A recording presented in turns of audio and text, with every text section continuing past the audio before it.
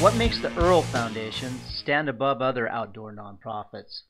It's because Earl understands conservation is inexplicably tied to our cultural heritage.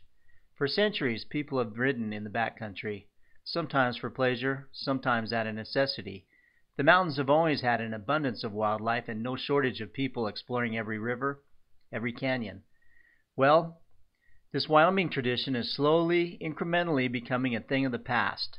Chunks of our heritage are being lost. An entire generation of people who live near the mountains have no interest in the backcountry.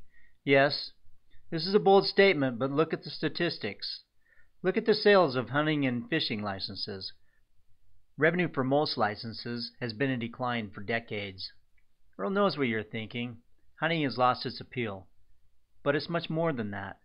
People today would rather ride an ATV than a horse or a mule. We understand why. Expense, time, the effort it takes to deal with these large animals. But you can't ride a four-wheeler in the wilderness, and the wilderness is where Wyoming's cultural heritage lives. Apathy is eating away another large chunk of our heritage.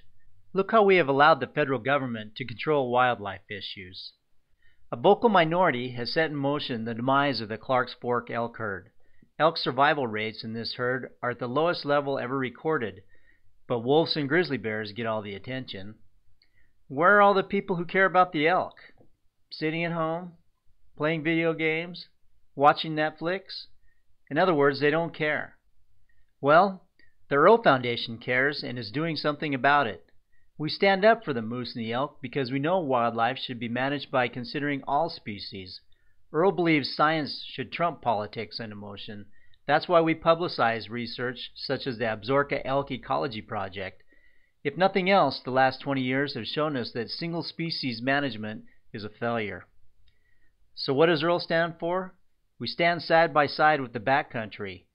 We have taken up the challenge to promote wilderness issues so future generations can experience the true greatness of mountain living. So if you like what you see, click the donation tab and send us a few dollars. You're building intelligence in the backcountry and certainly appreciate your